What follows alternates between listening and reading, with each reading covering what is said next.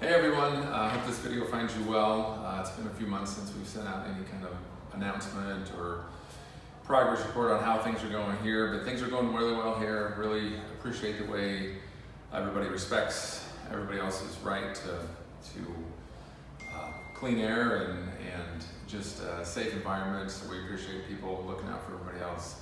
I want to share some information that I thought was worth passing on to you guys. I had a conversation recently with a family friend of ours who's a physician, and he, as we discussed kind of all the ins and outs of this crazy virus thing going on, and the whole idea of immunity that might come with having the virus, and just how there's unknowns in that, just long-term immunity, what that might look like, and the whole idea of herd immunity, and how that just maybe might not be the best route to go as a society. And that he said the best thing that we can do is to boost our immunity on the front end so that we can either avoid the virus or really minimize the effects of the virus if we were to get it. So I wanted to share with some information that he shared with me that I thought could be beneficial, especially in this time where kids are going back to school and just maybe groups are getting together in ways that we haven't in a while. So two things that he stressed that will help with your immunity is taking supplements of either zinc and or vitamin D. Both of those things can be helpful.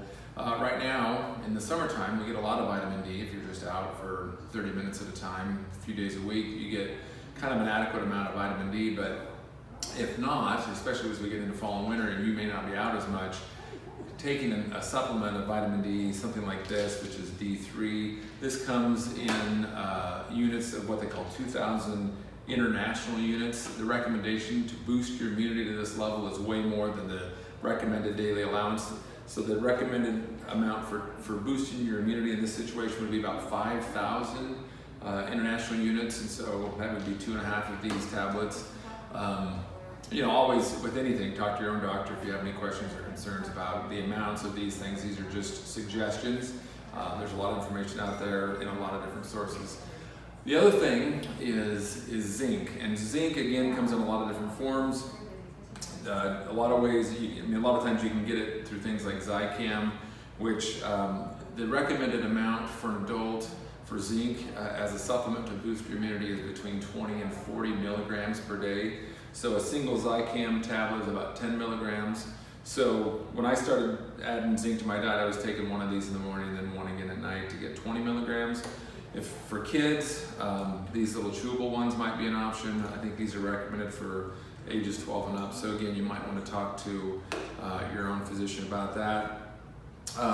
These other supplements we found here in town locally, this one is 30 milligrams per day, and this one here I think is 20. And so just deciding how much you feel like you want to take. You can get it from a good healthy diet, but this amount, 20 to 40 milligrams per day, is quite a bit that you would get from normal dietary ways.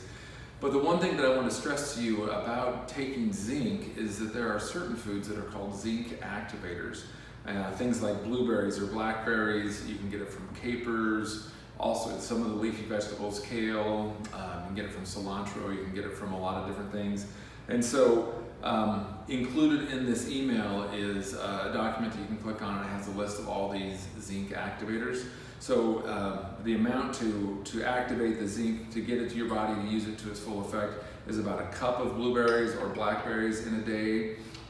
Some of these food products have a lot more of the ingredients that activate the zinc than others, and so just depending on which ones you're taking depends on how much you need to take. But anyway, I thought this was helpful, something that I've added to my own diet and my own intake just to help hopefully avoid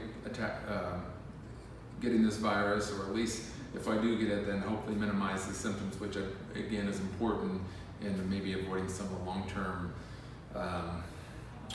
problems that are becoming apparent with this virus. So anyway, hope you're doing great. Hope this information is helpful. I'm happy to pass on any other information that I get, and there's a few other things in our email that I'd love for you to read and be a part of. We got our 25th anniversary celebration coming up too. So take care, be well, we'll talk to you soon.